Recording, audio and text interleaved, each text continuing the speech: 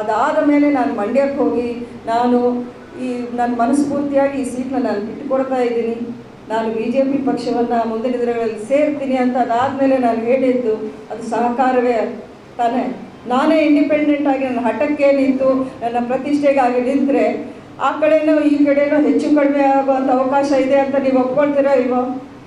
ಅದನ್ನು ಮಾಡಿಲ್ಲ ಅಂದರೆ ಅದು ಪ್ರಚಾರಕ್ಕಿಂತ 100 ಪಟ್ಟು ಜಾಸ್ತಿ ಅಂತ ನಿಮ್ಗೆ ಅರ್ಥ ಆಗಿಲ್ವಾ? ಇನ್ನು ಏನು ಈ ಪ್ರಶ್ನೆ ಕೇಳ್ತೀರಾ ನೀವು?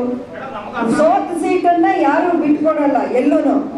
ಗೆದ್ದ ಸೀಟು ನನಗೆ ಅಷ್ಟೊಂದು ಅಂಬರೀಷ್ ಅವರ ಒಂದು ಬೆಂಬಲಿಗರು ಸಪೋರ್ಟ್ರು ಇದ್ದಂಥ ಒಂದು ಜಾಗವನ್ನು ನಾನು ಮನಸ್ಫೂರ್ತಿಯಾಗಿ ನಾನು ಬಿಟ್ಟು ಅದೇ ಪಾರ್ಟಿನ ನಾನು ಸೇರ್ಕೊಂಡಿದ್ದೀನಿ ಅಂದರೆ ಅದು ನನಗೆ ಅದಕ್ಕಿಂತ ದೊಡ್ಡ ಸಹಕಾರ ಇನ್ನೇನು ಕೊಡೋಕ್ಕಾಗುತ್ತೆ?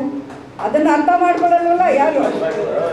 ಅಲ್ಲಲ್ಲ, ಯಾರು ಏನಾಗ್ತಿದೆ ಅಂದರೆ ಈಗ ನಮ್ಮಂಥವರು ಅಥವಾ ಒಂದು ಒಳ್ಳೆಯ ಉದ್ದೇಶ ಇಟ್ಕೊಂಡು ಪಾಲಿಟಿಕ್ಸ್ಗೆ ಬರೋವ್ರನ್ನೇ ಎಷ್ಟು ಹೆದರ್ಸಿ ಕಳಿಸ್ಬಿಡ್ತಾರೆ ಅಂದರೆ ಜನ ಇದಕ್ಕೇನೆ ತುಂಬ ಜನ ಹೆದರ್ತಾರೆ. ಅಯ್ಯೋ ಇಲ್ಲಿಗೆ ಬಂದರೆ ಈ ರೀತಿಯೆಲ್ಲ ನಾವು ಮಾಡದೇ ಇರೋದು, ನಮ್ಗೆ ಇಲ್ಲದೆ ಇರೋ ಆ ಉದ್ದೇಶವನ್ನು ನಮಗೆ ಇಲ್ಲಿ ಸ್ಟಿಕ್ ಮಾಡಿಬಿಟ್ಟು ನಮ್ಮನ್ನು ಬೇರೆ ಥರ ಲೇಬಲ್ ಮಾಡ್ತಾರೆ ಅನ್ನೋದು ಭಯಕ್ಕೇ ತುಂಬ ಜನ ವಿದ್ಯಾವಂತರಿರಲಿ ಅಥವಾ ಬೇರೆ ವೆರಿ ಗುಡ್ ಇಂಟೆನ್ಷನ್ಸ್ ಇರೋರು ಇವತ್ತಿನ ದಿನ ಪಾಲಿಟಿಕ್ಸ್ಗೆ ಬರದೇ ಇರೋ ಕಾರಣ ಅದಕ್ಕೆ ನಮ್ಮ ರಾಜಕಾರಣ ಈ ರೀತಿ ಹಾಳಾಗ್ತಾ ಇರೋದು.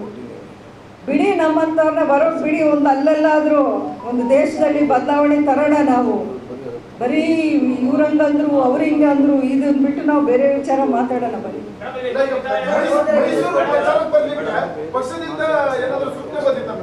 ಪಕ್ಷದಿಂದ ಅಧಿಕೃತವಾಗಿ ಕಳಿಸ್ಲ ನನ್ನ ಲೆಟರು. ಮೈಸೂರಿಗೂ ಬಂದಿತ್ತು, ಉಡುಪಿಗೂ ಬಂದಿತ್ತು, ಬೆಂಗಳೂರಿಗೂ ಬಂದಿತ್ತು.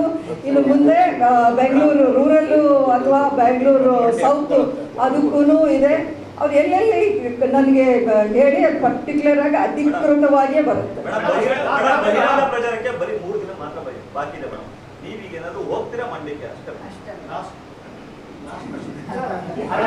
ನೀವು ಮಂಡ್ಯದವರು? ಮೈಸೂರು? ಈಗ ಮಂಡ್ಯ ಪ್ರೆಸ್, ಮೈಸೂರು ಪ್ರೆಸ್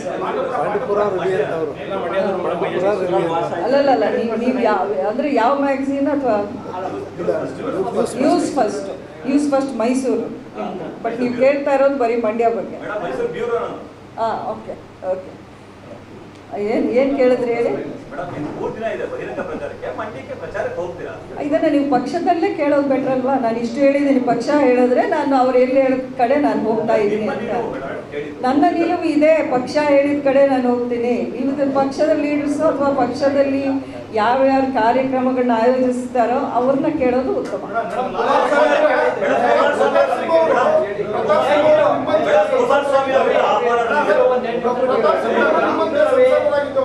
ಅವರು ಮೈಸೂರಲ್ಲೂ ಪ್ರಚಾರ ಮಾಡಿದ್ದಾರೆ, ಬೇರೆ ಕಡೆಗಳಲ್ಲೂ ಪ್ರಚಾರ ಮಾಡಿದ್ದಾರೆ. ಆ ನಿಟ್ಟಿನಲ್ಲಿ ಅಷ್ಟೇ ಮೈಸೂರಿನ ಪ್ರಶ್ನೆ ಮೇಡಮ್ ಅಷ್ಟೇ. ಈ ಪ್ರಶ್ನೆ ಬಿಟ್ಟು ಇನ್ನೇನು ಇಲ್ವಾ ಇಂಟ್ರೆಸ್ಟ್? ಅಲ್ಲ, ಸುಮಲತಾ ನೋಡಿದ್ರೆ ಬರೀ ಮಂಡ್ಯ ಪ್ರಚಾರ ಮಾಡಿ. ಅರೆ ಮಂಡ್ಯದಲ್ಲಿ ಏನೇನು ನಡಿಬೇಕು ಎಲ್ಲ ನಡೀತಾ ಇದೆ, ಸಕ್ರಿಯವಾಗಿ ನಡೀತಾ ಇದೆ. ನಿಮ್ಗಿಂತ ನನಗೆ ಕಾಳಜಿ ಇದೆ ಬಿಡಿ.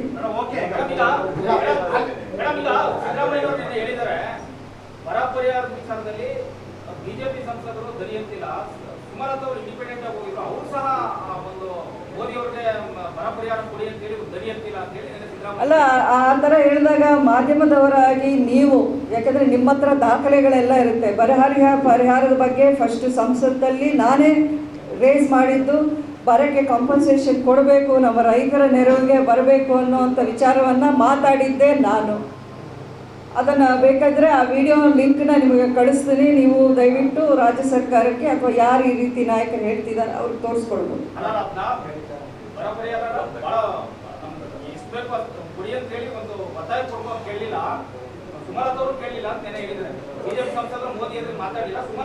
ಅಲ್ಲ, ಈಗ ಪ್ರಜಾಪ್ರಭುತ್ವದಲ್ಲಿ ವ್ಯವಸ್ಥೆ ಯಾವ ರೀತಿ ನಡೆಯುತ್ತೆ, ಯಾರು ಏನು ಕೇಳಿದ್ರೆ ಏನು ಸಿಗುತ್ತೆ, ಎಷ್ಟು ಸಿಗುತ್ತೆ ಅನ್ನೋದು ವ್ಯವಸ್ಥೆ ಹೆಂಗಿದೆ ಅಂತ ನಿಮ್ಮೆಲ್ರಿಗೂ ಗೊತ್ತಿದೆ. ಒಬ್ಬ ಸಂಸದರು ಹೋಗಿ ಅಲ್ಲಿ ನಿಂತ್ಕೊಂಡು ಸಾವಿರಾರು ಕೋಟಿ ತರುವಂಥ ಒಂದು ವಿಷಯ ಮಾಡೋಕ್ಕೆ ಸಾಧ್ಯ ಇಲ್ಲ. ಎಲ್ಲರೂ ಸೇರಿ ಒಟ್ಟಿಗೆ ಮಾಡಬೇಕು, ಅದರ ನಿರ್ಧಾರ ಮಾಡೋದು ಸರ್ಕಾರ. ಇನ್ನೊಂದು ವಿಷಯ ಹೇಳ್ತೀನಿ ಕ್ಲಿಯರ್ ಆಗಿ, ಸ್ಪಷ್ಟವಾಗಿ. ನಿರ್ಮಲಾ ಸೀತಾರಾಮನ್ ಅವರು ಹೇಳಿದ್ದು ರಾಜ್ಯಕ್ಕೆ NDRF SDRF ಅಂತ. NDRF ಅಲ್ಲಿ SDRF ಪೋರ್ಷನ್ ಎಷ್ಟಿದೆ ಅದನ್ನು ಸಂಪೂರ್ಣವಾಗಿ ಕೇಂದ್ರ ಸರ್ಕಾರ ರಾಜ್ಯಕ್ಕೆ ಕೊಟ್ಟಿದ್ದಾರೆ. ಅದನ್ನು ಈ ರಾಜ್ಯ ಸರ್ಕಾರದವರು ಇನ್ನೂ NDRF ಇಂದ ಬರಬೇಕು ಅಂದರೆ ಅದಕ್ಕೆ ಒಂದು ಪ್ರೋಸೆಸ್ ಇದೆ. ಅದಕ್ಕೆ ಒಂದು ಏನೇನು ಡಾಕ್ಯುಮೆಂಟ್ಸ್ ಕೊಡಬೇಕು ಅದನ್ನು ಸರಿಯಾದ ಸಮಯಕ್ಕೆ ಇಲ್ಲಿಂದ ತಲುಪಿಸಲಿಲ್ಲ. ಆ ಕಾರಣಕ್ಕೆ ಒಂದಷ್ಟು ಫಂಡ್ಸ್ ಇನ್ನೂ ಬರೋದನ್ನು ಅಲ್ಲಿ ಬರೋಕ್ಕೆ ಸಾಧ್ಯ ಆಗಿಲ್ಲ. ಇಲ್ಲಿ ನಾವು ಬೇಕು ಅಂತಲೇ ಅದಕ್ಕೆ ಈ ರೀತಿ ಒಂದು ಎಲೆಕ್ಷನ್ ಟೈಮಲ್ಲಿ ಹೇಳಬೇಕು ಅನ್ನೋ ಕಾರಣಕ್ಕೋ ಇನ್ನೊಂದು ಕಾರಣಕ್ಕೋ ನಾವು ಇದನ್ನು ಹೇಳೋದು ತಪ್ಪಾಗತ್ತೆ. ಯಾಕೆಂದರೆ ಕೇಂದ್ರ ಸರ್ಕಾರ ಯಾವುದೇ ಕಾರಣಕ್ಕೂ ಕರ್ನಾಟಕಕ್ಕೆ ಸಹಾಯ ಮಾಡಬಾರ್ದು ಅಥವಾ ಕರ್ನಾಟಕಕ್ಕೆ ಈ ರೀತಿ ಒಂದು ಪರಿಹಾರ ಕೊಡಬಾರ್ದು ಅನ್ನೋ ವಿಚಾರ ಯಾವತ್ತೂ ಮಾಡೋಕ್ಕೆ ಚಾನ್ಸೇ ಇಲ್ಲ. ಬೆಂಗಳೂರಿನಿಂದ ಮಂಗಳೂರುವರೆಗೆ, ಬೀದರ್ನಿಂದ ಚಾಮರಾಜನಗರದವರೆಗೆ ನಿಮ್ಮ ಸುದ್ದಿ ನಿಮ್ಮದೇ ಭಾಷೆಯಲ್ಲಿ ಕರ್ನಾಟಕ ತಕ್.